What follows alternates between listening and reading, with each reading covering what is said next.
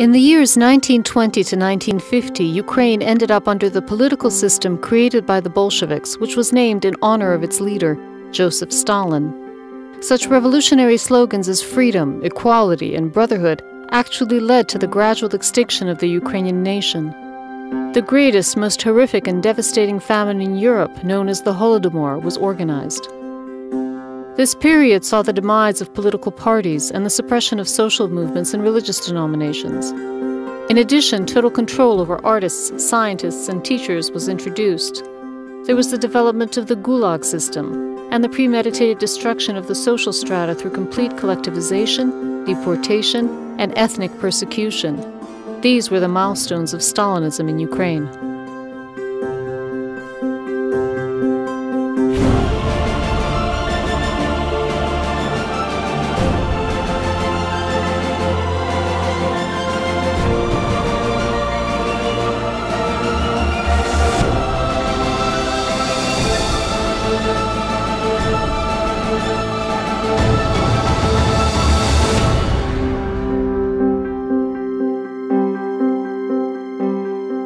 During the period of January and February 1919, most of Ukraine was occupied by the Soviet Red Army. From that moment, violence and terror became the main methods of establishing Soviet rule in Ukraine. In fact, the instruments of the Bolshevik government were applied from the first days.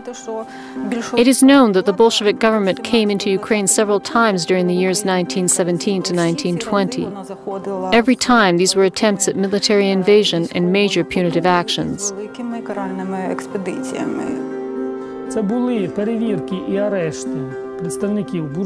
There were inspections and arrests of representatives of the local bourgeoisie, bank employees and owners of industrial enterprises, representatives of liberal, democratic and constitutional monarchist parties, and members of the intelligentsia. It was a kind of social selection for class correspondence by origin, place of work, and affiliation with the social strata. The Soviets carried out preventative arrests in order to intimidate people and destroy them morally, or it was simply murder.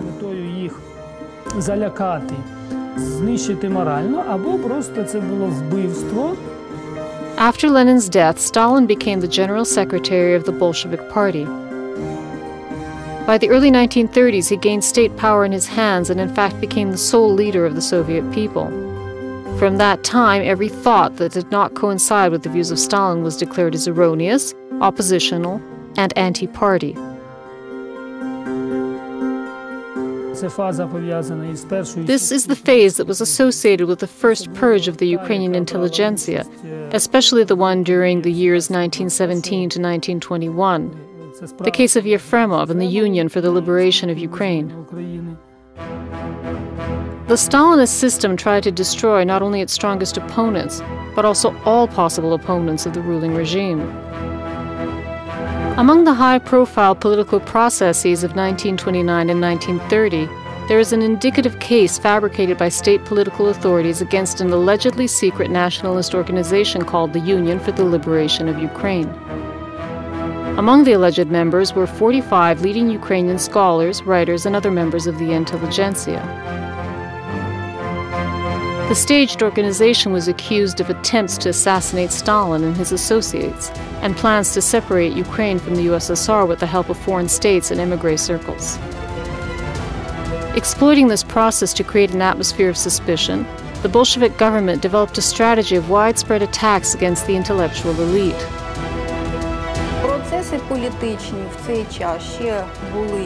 Political trials at that time were, as a rule, for demonstration purposes. They were widely reported in the press and to the public. Tickets were sold especially for such trials in rooms especially intended for this purpose. They were recorded for radio and were photographed and disseminated. And masses of people from institutions, factories, and plants attended them.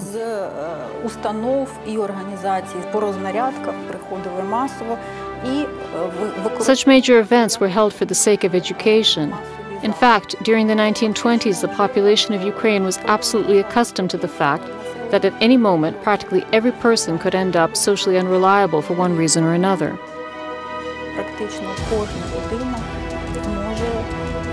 чи інших причин виявитися соціально неблагонадійною.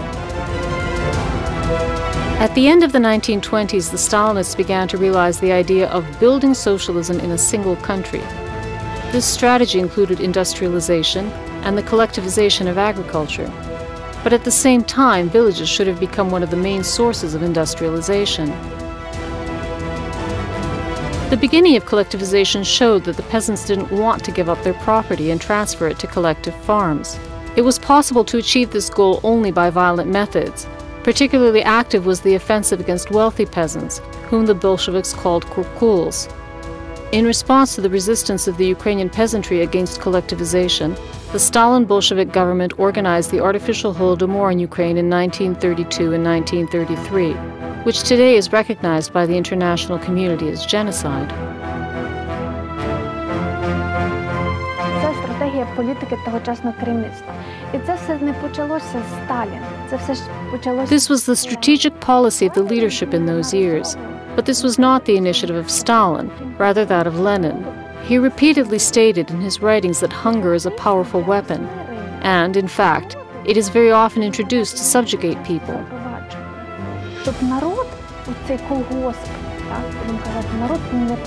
In order that people working on these collective farms should be suppressed and not rise in protest. When you are hungry, you do not think of a rebellion.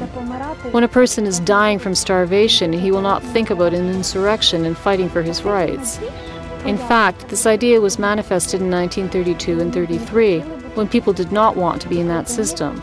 Then, this weapon of rapid destruction was used effectively. The Great Famine was organized in 1932 and 33. This was a crime of terror, and it took the lives of 8 million Ukrainian peasants. Stalin's dissatisfaction with Ukrainians was not surprising. People living in Ukrainian villages never supported the Bolsheviks. By massively populating large cities, which were the primary base of communist support, the peasants turned them into anti-Bolshevik centers.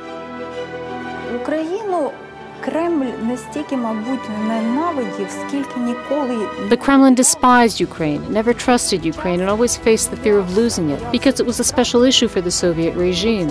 It tried by every means to push Ukraine into this Procrustean bed of the Bolshevik doctrine with no holds barred.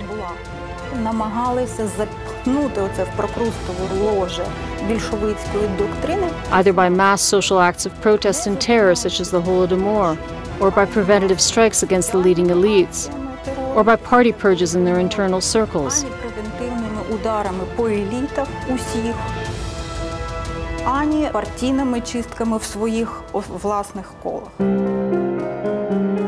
Stalin and his entourage perceived the tragedy of the Ukrainian village as another victory for the communist idea.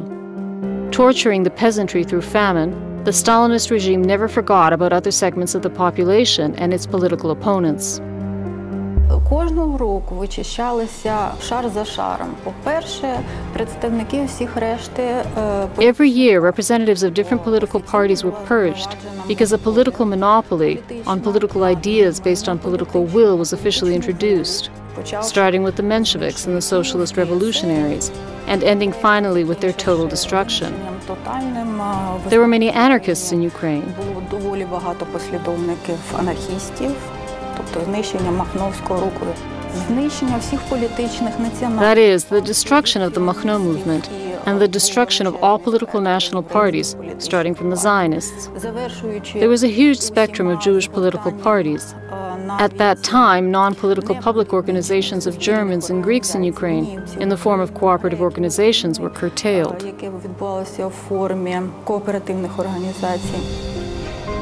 In 1934, the Bolsheviks moved the capital of Ukraine from Kharkiv to Kyiv in order to turn it into an exemplary proletarian center. This transformation began with the destruction of ancient Christian churches and religious buildings. At the same time, the attack on religious confessions of Ukraine began.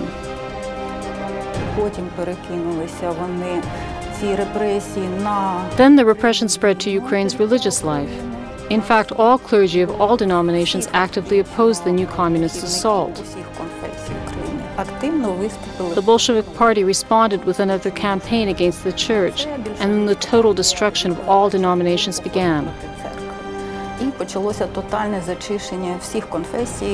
The years 1937 and 1938 are called the Great Terror because it was then that the massive political repressions were executed.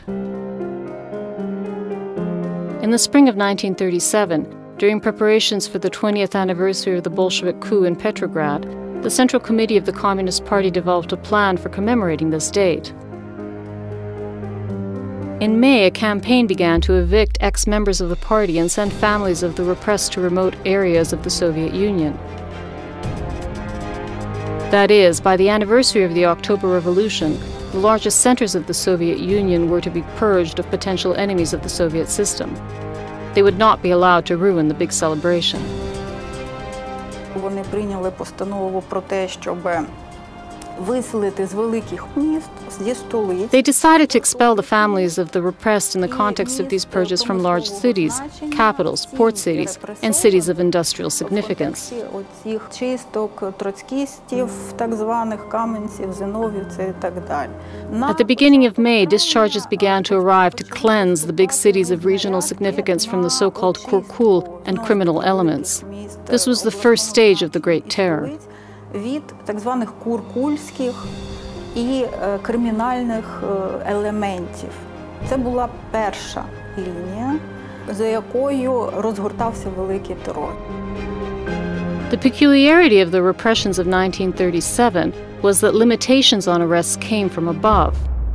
Initially, they were an indicative target, so that local NKVD offices would significantly increase them with counter-proposals. Soon, social, political, and national repressions were complemented with large-scale repressions against Poles, Germans, Latvians, Romanians, Greeks, and representatives of other nationalities who allegedly constituted espionage sabotage bases and eventually became targets of punitive organs.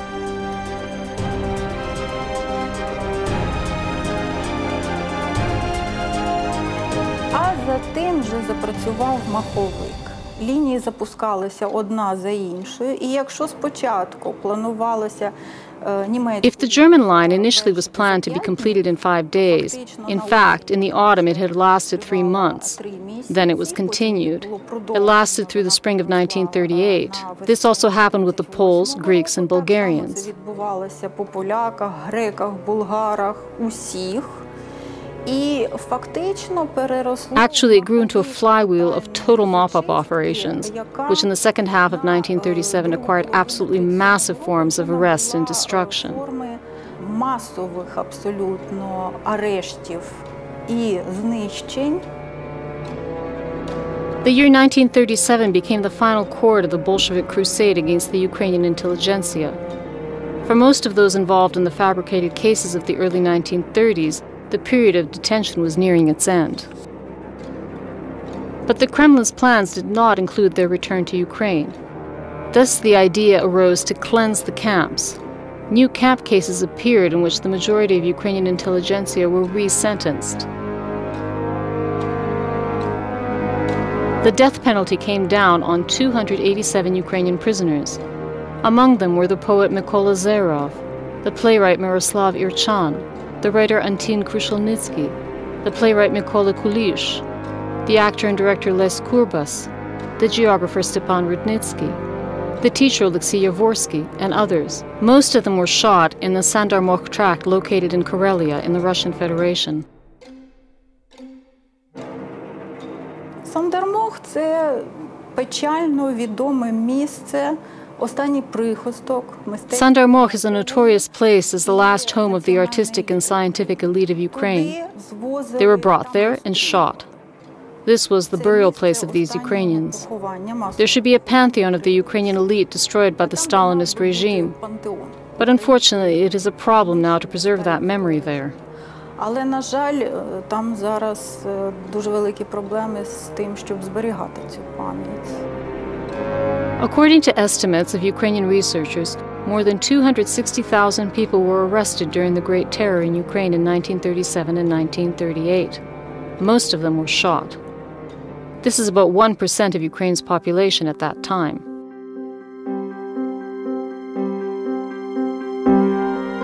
The next year, 1939, was no less tragic for Ukraine.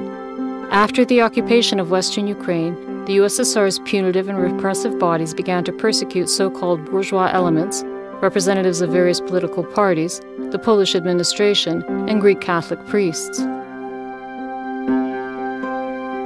During World War II, repressions resumed in territories liberated from the Nazi occupation. In 1944, the Soviet government accused the entire Crimean Tatar people of mass collaboration with Nazi Germany. As a punishment, over 190,000 Crimean Tatars were deported from their historical homeland to remote parts of the USSR. After the war, the repressive and punitive system started fighting against the liberation movement in Western Ukrainian lands.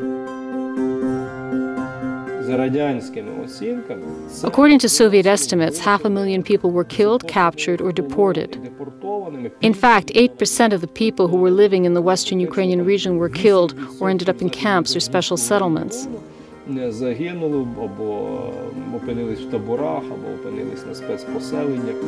Terror and repression in Ukraine continued until 1953 and Stalin's death. However, today we still hear, particularly from the territory of neighboring Russia, about Stalin's greatness and about war and terror as a fully justified means of solving political problems. However, the European community holds an opposite view. In 2009, the OSCE Parliamentary Assembly adopted a resolution that equated the crimes of Stalinism in the times of the Soviet Union with those of the Nazi regime in Germany.